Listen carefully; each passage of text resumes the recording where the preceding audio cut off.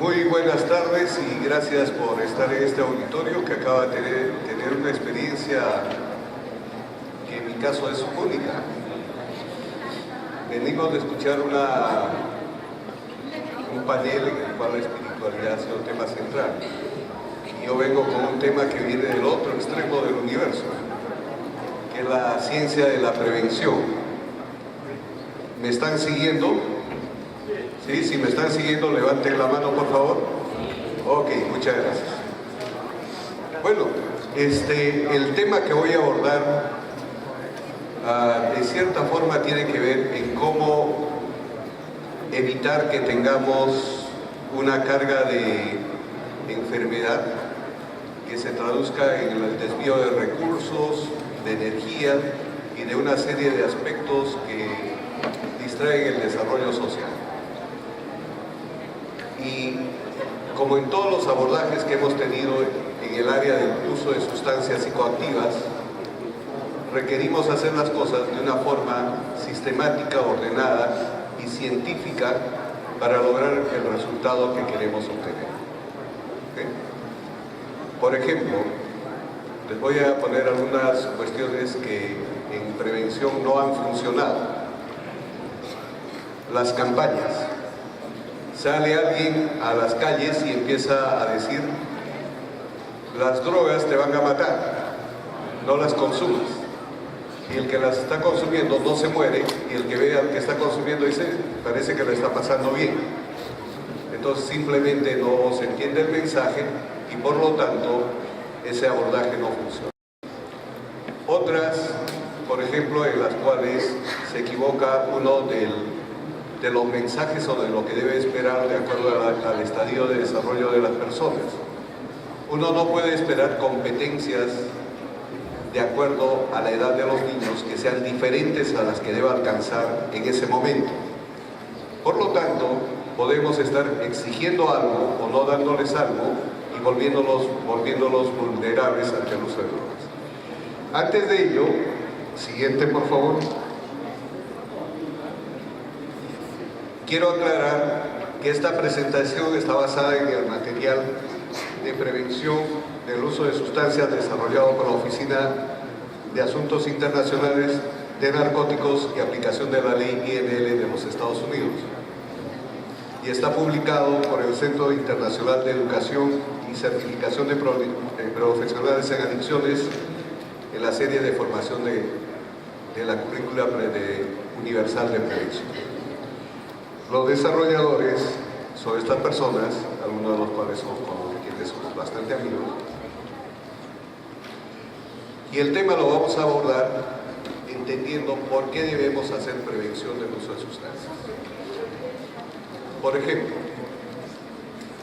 en el mundo, en el año 2002, había 185 millones de consumidores de drogas ilícitas, teniendo en cuenta que la definición de droga ilícita puede variar de un lugar a otro, pero son 185 millones de personas involucradas en el uso de drogas ilícitas. Luego, en el mundo hay 2 billones, 1 billón son 1.000 millones, 2.000 millones de personas consumidoras de alcohol y 1.3 millones de consumidores de tabaco.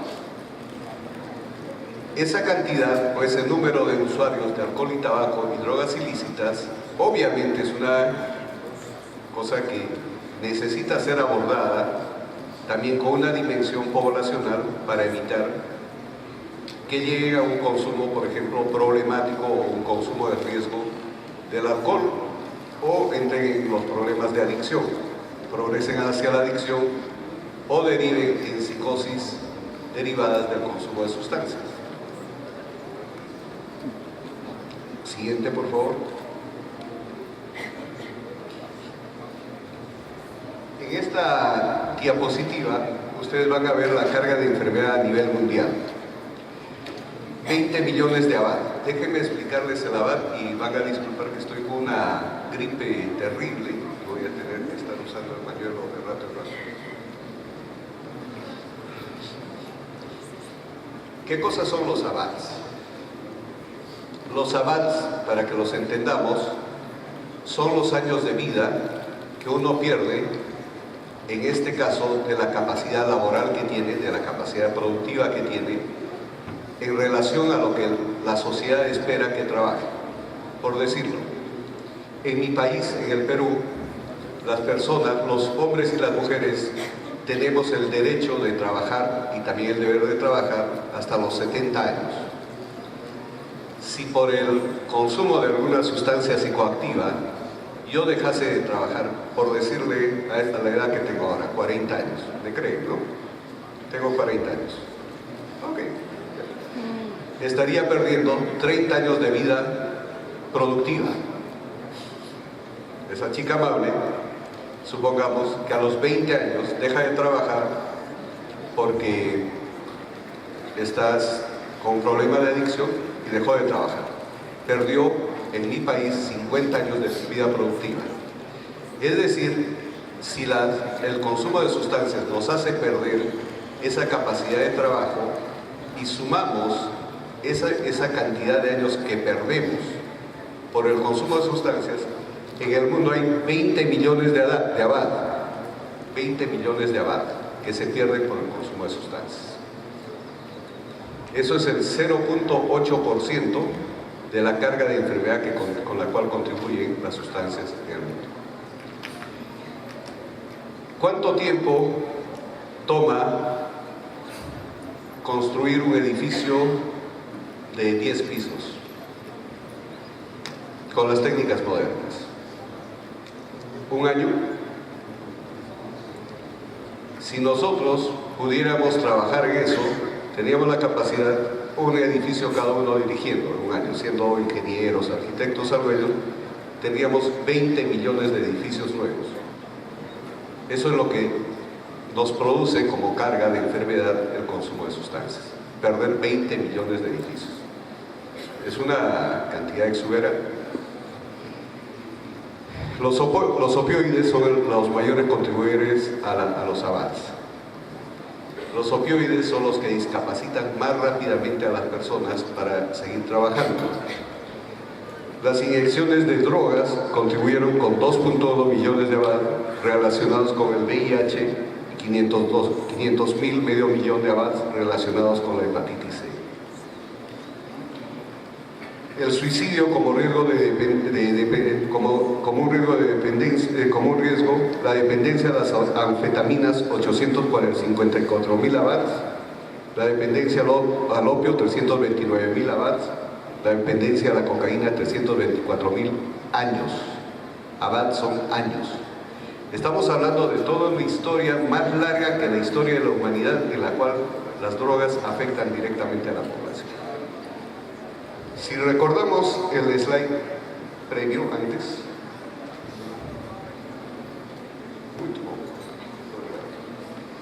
hay un montón de gente que consume. No todos estos se discapacitan, pero tienen la probabilidad de discapacitarse. De estos que consumen, next, muchos dejan de producir. Entonces, cuando hablamos de prevención, no es que estamos pensando en una forma en la cual las sustancias son parte de una conspiración demoníaca, no es parte de una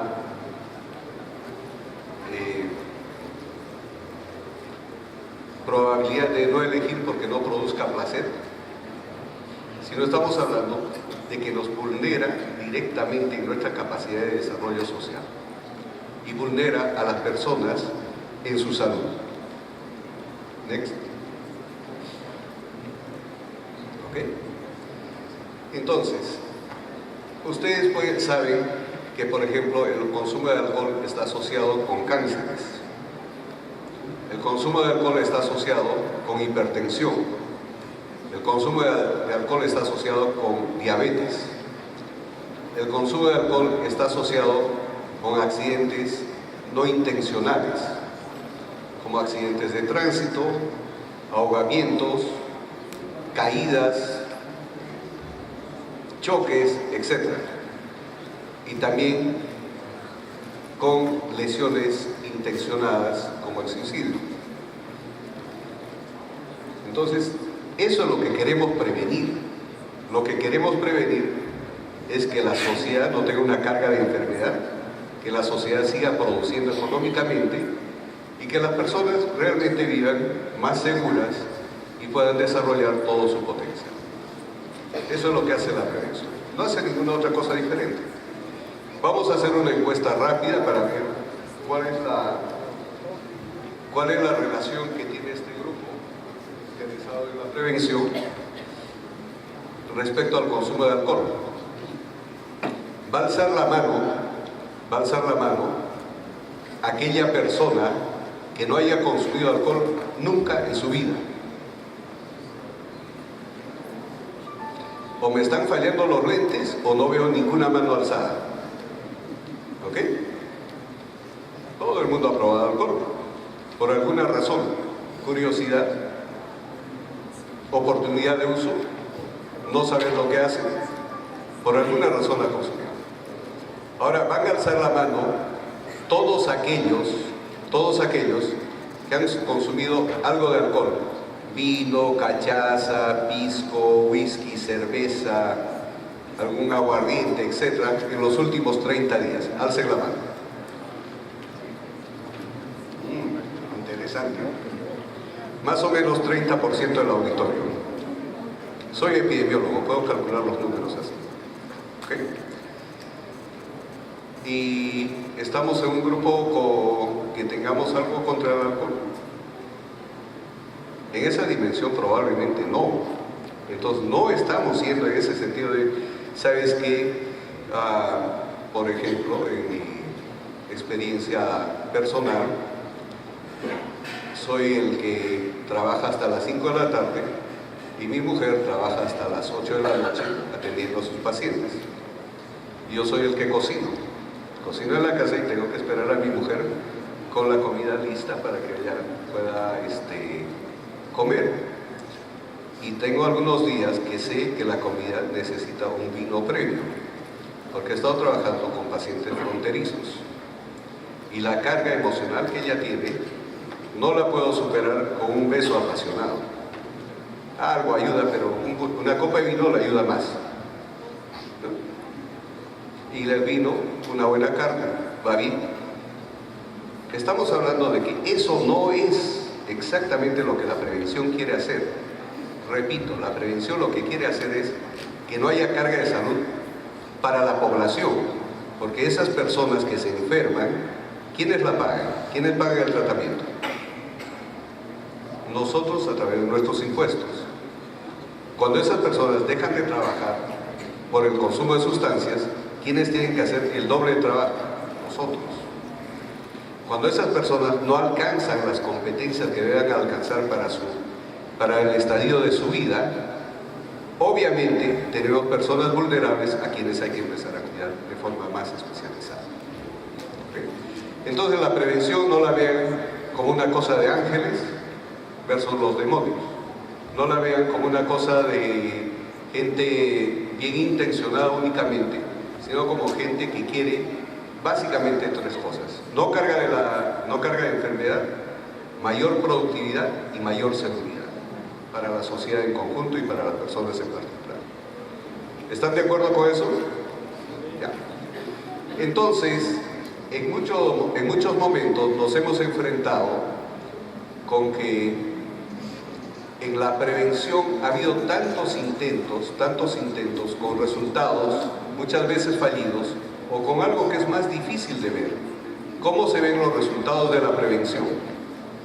¿Cómo se ve eso? Por lo tanto, la gente prefiere a veces lo más tangible, lo más concreto, lo más directo, como por ejemplo entrar hacia los tratamientos para recuperar a las personas, o prevenir otras enfermedades a través de las vacunas. Y nosotros necesitamos esas herramientas porque efectivamente sí existen.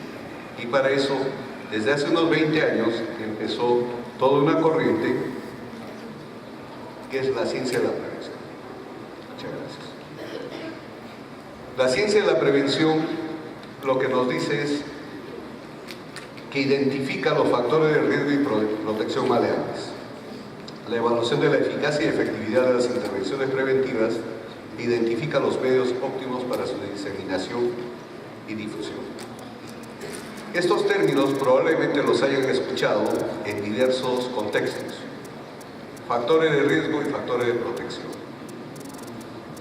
Los factores de riesgo son aquellos, ya sean ambientales, del macroambiente, en las cuales estamos todos imbuidos en la sociedad, o del microambiente, nuestra familia, nuestro colegio, nuestro centro de trabajo, en los cuales estamos en contacto con algo más que también influye, o nuestras propias características personales que hacen que tengamos mayores probabilidades del consumo de sustancias.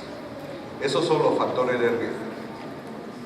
Y los factores de protección son aquellos del macroambiente, del microambiente y los factores personales que nos protegen o disminuyen la probabilidad del consumo de sustancias. Por ejemplo, en el macroambiente, un barrio inseguro, desorganizado, es un sitio que nos vuelve más vulnerables para el consumo de sustancias.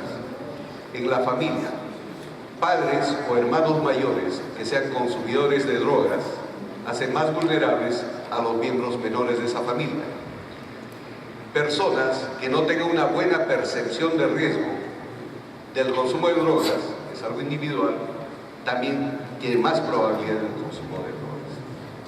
Entonces lo que tendríamos que hacer es obviamente trabajar sobre la comunidad en conjunto para que genere comunidades más seguras, mejor organizadas, de tal manera que estemos controlando ese factor de riesgo.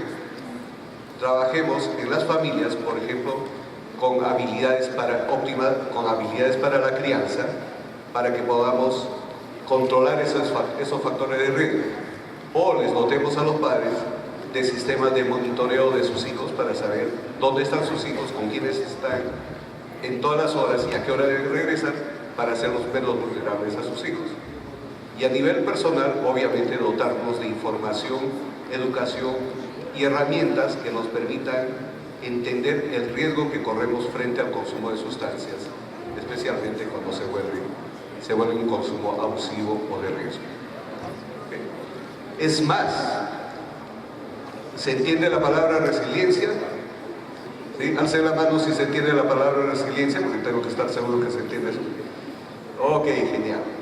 La resiliencia es un término que viene de la física, en el cual un elemento físico en condiciones extremas no se rompe, no se quiebra, no se tuerce. Y resulta que hay personas que en medio de una comunidad desorganizada, dentro de una familia con consumidores, que no va al colegio, finalmente no consumen sustancias. Esa es una persona resiliente. Si nosotros encontrásemos los mecanismos de generar mayor resiliencia, estaríamos incrementando factores de protección. Si nosotros viéramos que en las familias hay un respeto a las normas de convivencia, por ejemplo, saber quiénes deciden sobre el destino de toda la familia, en los términos, por ejemplo, de la responsabilidad de los padres de educar adecuadamente a sus hijos, y mostrar esos ejemplos a las otras familias, seguramente estaríamos incorporando factores de protección que hacen menos vulnerables a las personas al consumo de sustancias. Si rescatamos los parques, si rescatamos los lugares de recreo en las comunidades, también vamos a hacer incidencia, porque esos han probado ser factores de protección del consumo de sustancias. Entonces, el abordaje científico de la prevención tiene que ver con identificar los factores de riesgo y los factores de protección.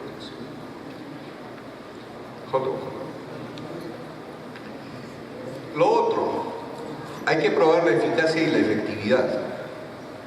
Lo que acabo de decir podría entusiasmar a alguno y salir volando a las comunidades y empezar a hacer todo eso de una vez.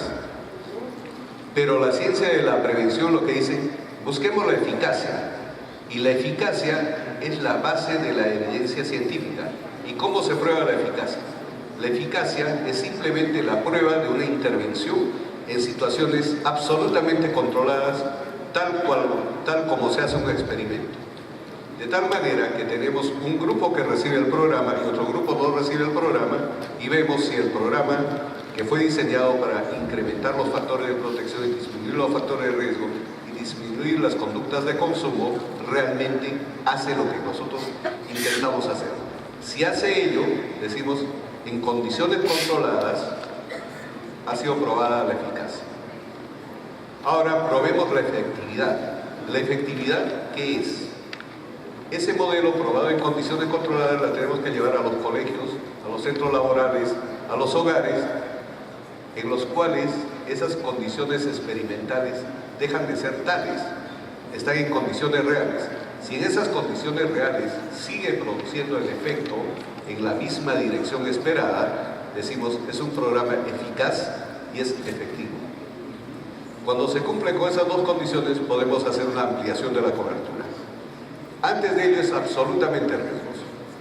Y si hay gente acá de los ministerios de educación o de salud de los países que puedan estar, traten de no abordarme a la salida para reclamar.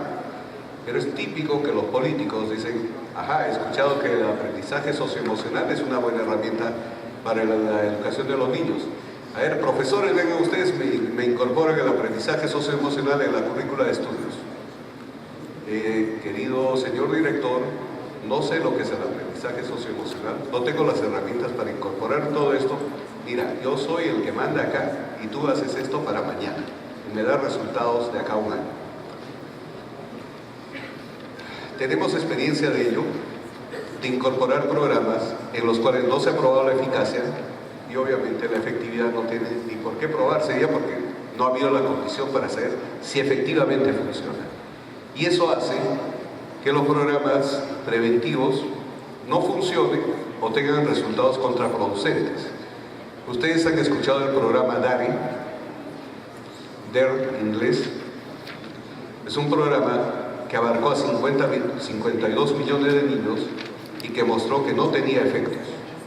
Y en algunos casos, o cuando está evaluado científicamente, se mencionaba que podía tener efectos iatrogénicos. A un niño de 11 años, al cual se le debe dar otro tipo de abordaje, se le dice, ¿sabes qué? No puedes prender la marihuana, no puedes preparar la marihuana de esta forma, así, etcétera, etcétera, porque esto te puede hacer daño, la vas a consumir. Y el otro ni había escuchado la marihuana, y le prendemos un mecanismo de curiosidad en el cual podría ser más vulnerable a consumir marihuana. Entonces, los programas tienen que haber sido evaluados en condiciones experimentales y evaluados luego en condiciones reales para realmente abarcar a todo un país, si esa fuera la intención o un Estado. Finalmente, todavía no. La ciencia de la prevención tiene que ser diseminada y difundida. Yo estoy realmente muy alegre de ver gente en este auditorio porque estuve disfrutando la presentación previa. La presentación previa muy dinámica, muy alegre, muy... terminado feliz y recibiendo, me dieron 15 abrazos. Debe ser la cara que tengo, solamente recibí 7, pero no esperaba recibir 7 abrazos y con una alegría feroz, así que dije, qué bueno, me sentí bien. Y acá estamos hablando de números, cuestiones abstractas, pongámonos rigurosos, no sonriamos hasta que realmente tengamos resultados. Pero este es el medio de difusión. Espero que entre ustedes haya hacedores políticos, implementadores de prevención, que digan, esto es lo que tenemos que hacer. De otra forma vamos a fallar. Somos un grupo pequeño, comparado contra todo el resto de los grupos, pero somos un grupo potente en las cosas que hacemos. Convénzanse de eso. Tenemos una ciencia que nos acompaña para hacer bien las cosas y para obtener los resultados que deseamos obtener. Siguiente. ¿Qué cosas involucra la ciencia de la prevención? Involucra el estudio del desarrollo humano y la ecología social.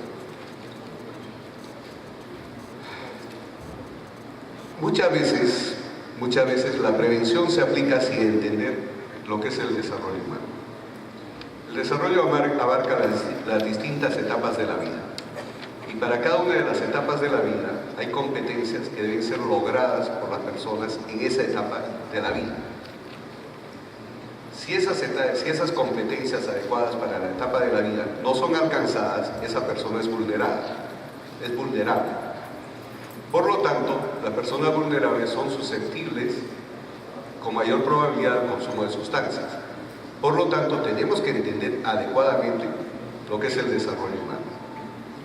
No exigir antes lo que no se debe exigir y no retrasarnos en las exigencias cuando no se debe. ¿Sí? Y en eso hay modelos que datan desde el año 75, en los cuales nos pintan un mundo de Disneylandia, en el cual dice, uno nace, va al nido, va a la escuela, va al college, va a la universidad, encuentra novia, se casa, se reproduce, muere su pareja y se muere él. Eso en el año 75 probablemente estaba bien, pero en esta época probablemente esas etapas de la vida son distintas.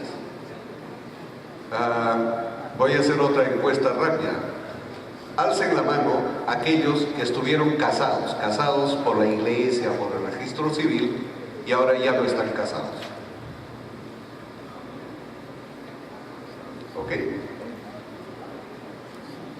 10% del mundo. Teniendo en cuenta que esta es una encuesta abierta y habrían algunos que no podían decir, no quiero responder eso. Otra pregunta. Alcen la mano las personas que no estando casadas tienen una relación estable de pareja. ¿Ok? Lo cual significaría que todo el resto que no ha alzado la mano tienen relaciones itinerantes o simplemente no les pega nada. 20% de este auditorio, que podría ser una muestra de algo, significa que tenemos un modelo de relaciones para la familia completamente distinto al del 75. Algunos de estos 20% nos den esas etapas de desarrollo de la vida. ¿De qué estamos hablando? Y no voy a ahondar en la encuesta porque podría aumentar la respuesta positiva a algunas cosas. ¿Cuántos han entendido en su vida que las relaciones estables son las más complejas de mantener? ¿Cuántos? O sea, ¿cuántos realmente tienen que trabajar muy fuerte para mantener una relación estable? Entonces, fíjense que los patrones de desarrollo humano también tienen que ser variantes en el tiempo, y las competencias que se van pidiendo a esas personas tienen que ser cambiantes en el tiempo para saber qué exigir.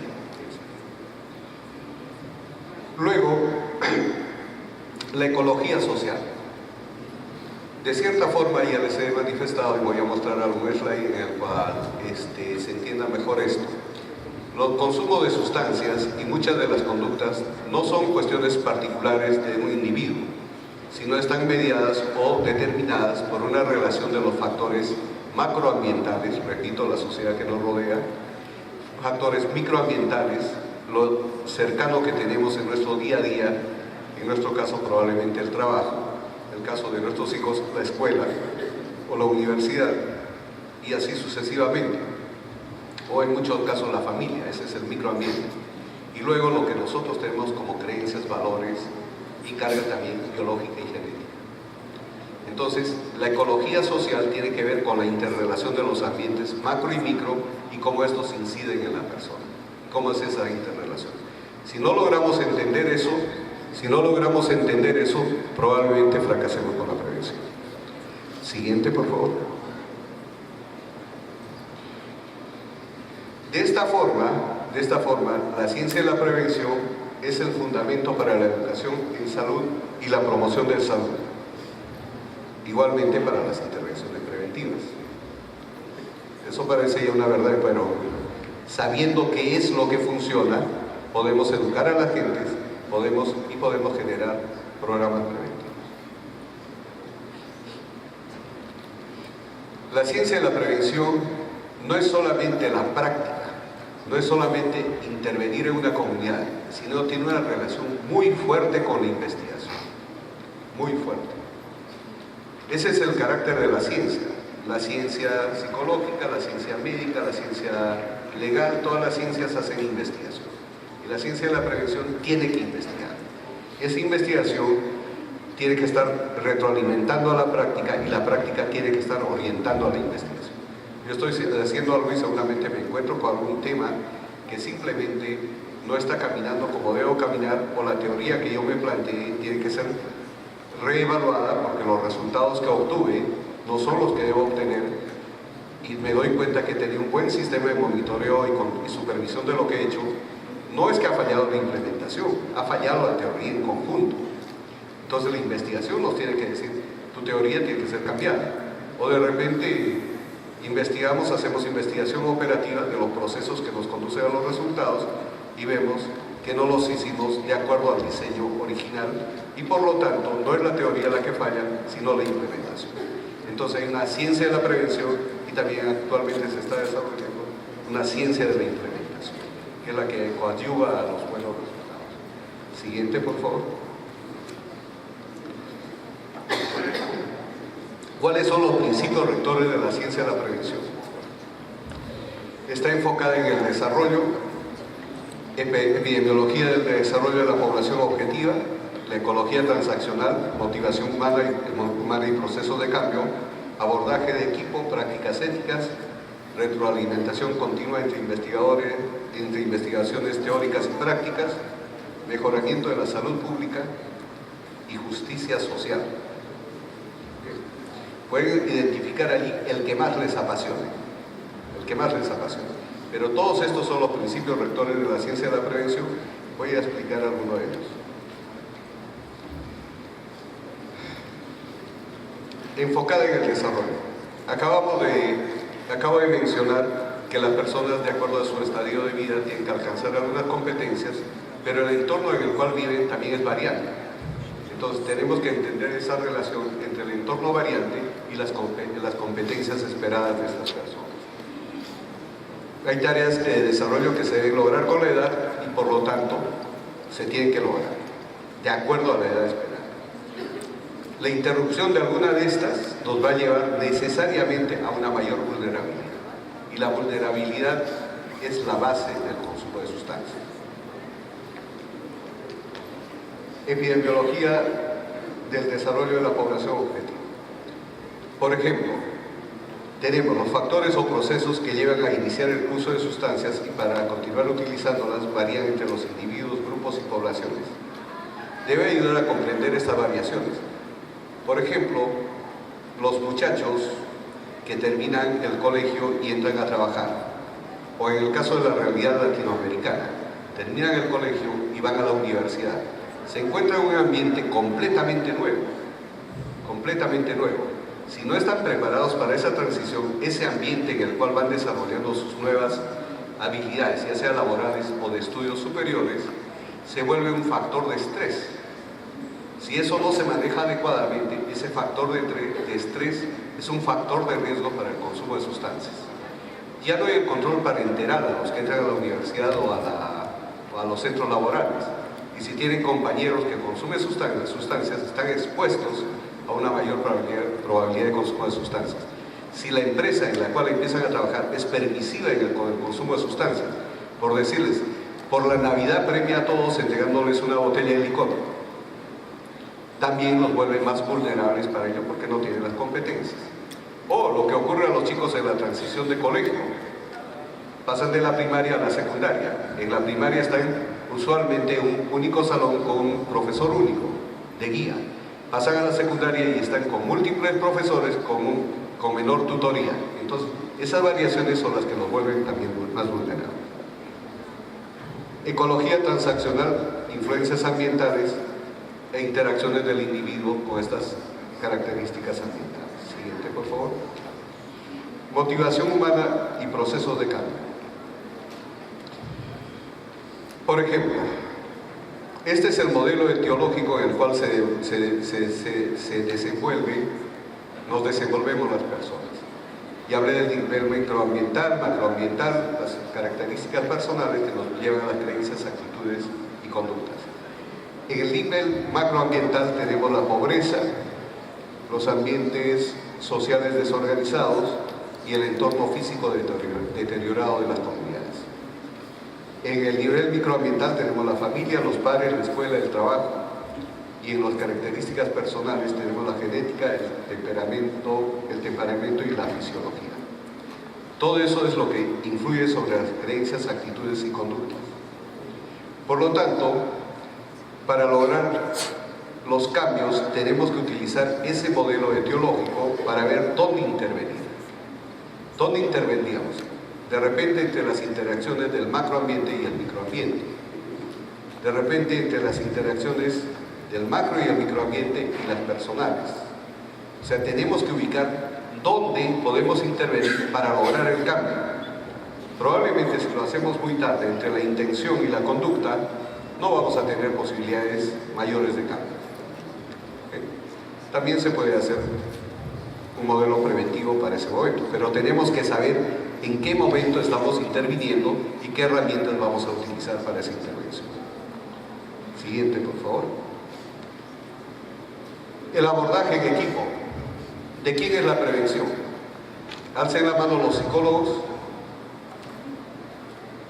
Pocos. Médicos. Trabajadores sociales. Abogados. Profesores. Miembros de la comunidad. Y no me va a alcanzar la hora para poder identificar a todos. Y todos los que están acá asumo que están interesados en la prevención y cada uno tiene parte de su bagaje para aportar en la prevención. Y esa prevención tiene que ser multidisciplinaria necesariamente. Y a lo que aspiraríamos es a una prevención transdisciplinar, en la cual la transdisciplinariedad significa que todo el mundo puede hacer lo que el otro hace en los componentes principales y preservar para uno mismo el bagaje particular de una profesión específica para poder hacer crecer nuestra capacidad de respuesta. Prácticas éticas. Muchas veces nos olvidamos de esto, pero la práctica ética es saber hacer lo correcto para lograr el efecto correcto de las personas o comunidades que abordamos. Y eso tiene que estar muy claramente establecido para saber que no podemos intervenir con modelos que no sean efectivos y eficaces. Retroalimentación continua entre las investigaciones prácticas y empíricas y mejoramiento de la salud pública. Y la justicia social.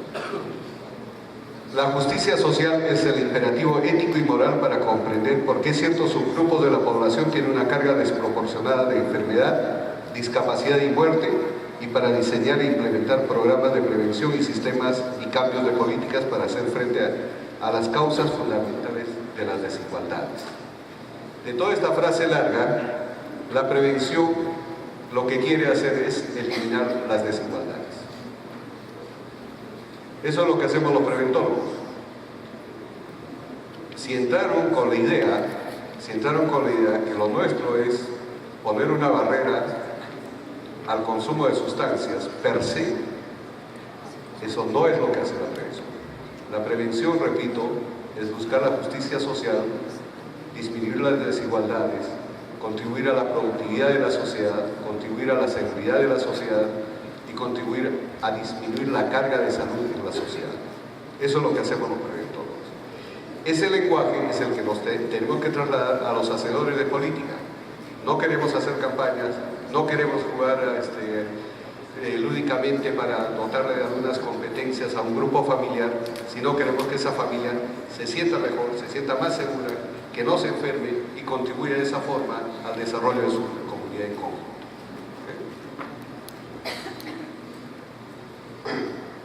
¿Cuáles son como los componentes principales de la ciencia de la prevención? La epidemiología y la etiología, que de cierta forma ya la he desarrollado.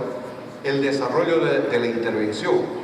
El desarrollo de la intervención es un modelo secuencial que tiene que ser seguido estrictamente para lograr un modelo que realmente pueda funcionar en la comunidad. Y tiene que utilizar la investigación con su metodología rigurosa. La epidemiología y la etiología buscan identificar los predictores y los procesos asociados con resultados positivos y negativos de comportamiento y su distribución en las poblaciones. ¿Okay? Tenemos que saber quiénes son, dónde están, cuándo hay que intervenir o en qué momento hay que intervenir. Qué cosa en esa población funciona como factor de riesgo y qué cosa no funciona como factor de riesgo. Cómo funciona esa comunidad en conjunto. Eso es lo que nos va a decir la epidemiología. Por ejemplo, ¿cómo se diferencian las poblaciones en algunos aspectos puntuales?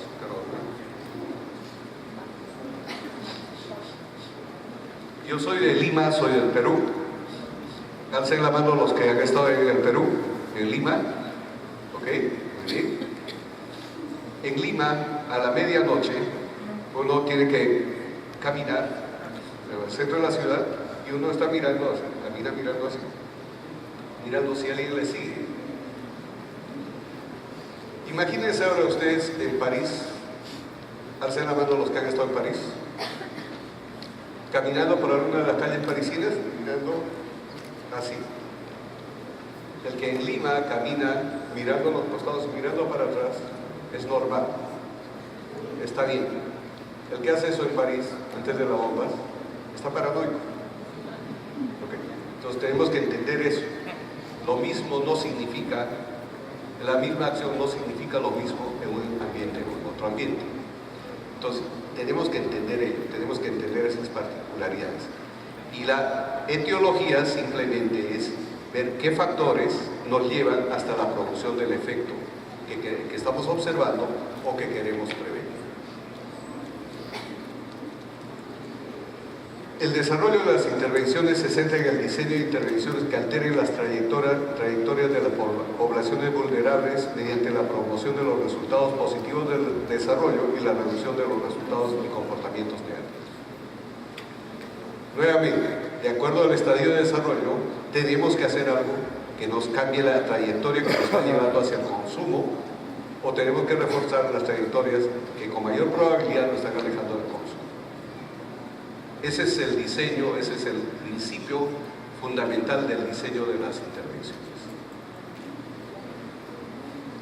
La metodología de la investigación, tal como se utiliza en la prevención, involucra una serie de herramientas y técnicas que incluyen la entrada a la comunidad y las habilidades para ganar el compromiso de esa comunidad. Todo el resto es lo que sabemos de metodología de la investigación.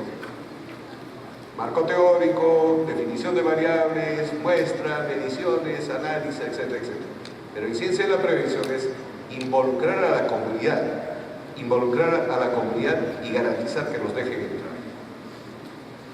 O sea, es la investigación con toda su metodología tradicional puesta en acción en una comunidad para que podamos hacer partícipe a esa comunidad, o mejor, que la comunidad nos deje participar con ellos para que podamos lograr los efectos que la misma comunidad podría identificar y que quiera controlar. O sea, no es una investigación de laboratorio como en la prueba de las eficacias, de la prueba de la eficacia. Esta es una investigación hecha con y para la comunidad. De esa forma podemos producir conocimiento relevante que oriente la investigación. Esto en términos más técnicos es lo que ahora se conoce como los proyectos de demostración, en los cuales se tiene que ver cuáles son los factores que facilitan y cuáles son los factores que dificultan una intervención. Cosa que los que han trabajado en comunidades, haciendo prevención, lo conocen desde hace tiempo. Si no pueden entrar a la comunidad, no tienen dónde trabajar. Si la comunidad no se involucra en nuestro trabajo, estamos perdiendo tiempo. ¿Okay? Intervenciones de prevención y desarrollo de políticas. Las intervenciones de prevención y las políticas abordan factores maleables que se especifican en los modelos teóricos sobre conductas positivas y negativas. Los sistemas de intervención e implementación abordan las características de la población objetivo a través de intervenciones calificadas como universales. Tenemos que hablar de estas tres categorías en prevención. Las categorías en prevención o los niveles de prevención son tres. Universales, lo cual significa que todo el mundo recibe la información, la promoción, la educación, indistinto del nivel de riesgo en el cual se encuentra. Indistinto de si ya consumió o no consumió. O sea, todo el mundo recibe todo. Obviamente esto está dirigido a diferir o postergar lo más posible el inicio del consumo de sustancias, teniendo en cuenta que al hacer esto la eficacia va a ser menor debido a que ya hay consumidores en la población que se aborda. Selectiva es para las personas que podrían o no podrían haber entrado en el consumo de drogas, pero se encuentran en un riesgo mayor. Por ejemplo, los hijos de las familias en las cuales hay padres o hermanos mayores consumidores de drogas. ¿Okay? Por ejemplo, muchachos que se enganchan en actividades de pandillaje o se enganchan en gangs, en pandillas, sin ser consumidores de drogas. Es otro nivel de riesgo. Y otro nivel de riesgo es el indicado, en el cual las personas ya son consumidoras y podrían estar en un nivel de consumo problemático, consumo de riesgo, y podrían progresar hacia la adicción. ¿Cuál es la diferencia fundamental entre estos dos grupos, entre estas tres, entre estos niveles de intervención? Dos de las cuales se pueden agrupar como abordajes poblacionales, la universal y la selectiva, pero la indicada es individualizada. Las intervenciones breves, por ejemplo. Al ser, y en esto tenemos que ser muy claros los preventólogos, al ser la intervención indicada individualizada, muchas veces cae en el terreno gris de si es adicto o no es adicto. Y podríamos estar teniendo adictos que ya no requieren prevención, sino requieren tratamiento como adictos. Hay que sacarles, hay que abordarlos con técnicas propias de tratamiento de adicciones. Pero en la prevención indicada tenemos que trabajar individualmente. En la selectiva y en la universal, podemos trabajar con abordajes poblacionales. ¿Dónde podemos hacer esto?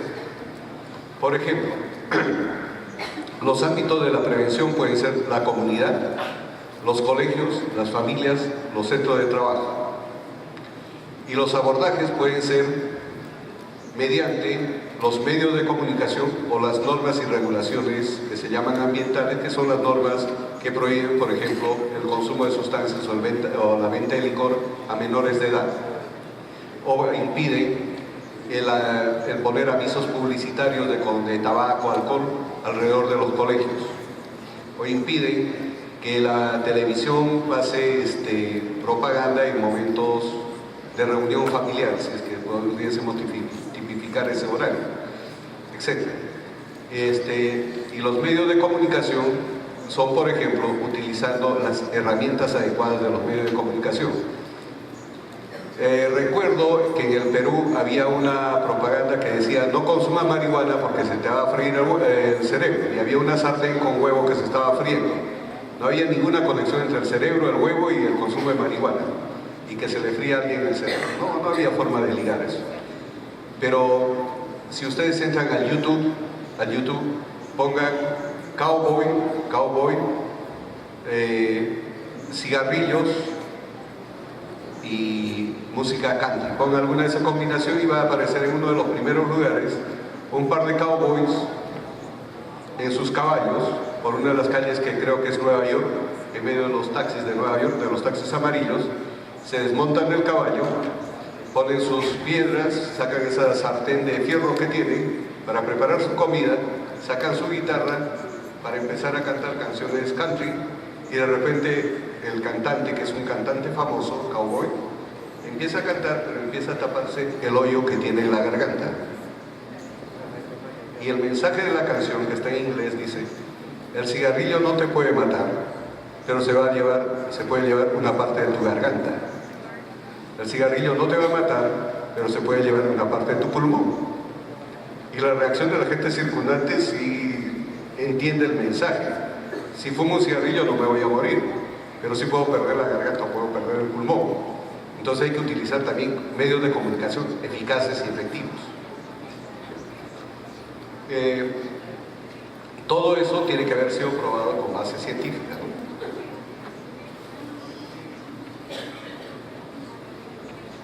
Sí, en 3 minutos acabo, porque no creo que aguanten más tampoco. Okay. Bueno, entonces, en concreto, la ciencia de la prevención, voy a buscar una... He puesto un efecto. ¿Por qué me cortaron a mí? He esperado como 1 hora y pico para empezar. Solamente todos esos abordajes tienen que ser abordajes hechos basados en la evidencia científica. ¿Y qué cosa es la evidencia científica? La evidencia científica es el conocimiento derivado de intervenciones que han sido probadas en ambientes rigurosamente controlados, como experimentos. en los cuales, pongamos, nadie va a tomar una pastilla antigripal si es que sabe que no la venden en la farmacia. Y para que llegue a la farmacia han tenido que probarla en ratones, en monos, en otros animalitos, probarlo en humanos, hasta que dice, sí sirve para esto y lo podemos tomar con confianza. Más o menos es esa la idea con los modelos preventivos. Tienen que ser evaluados en forma rigurosamente controlada. Cualquier otra cosa nos puede llevar, por error, a efectos iatrogénicos también.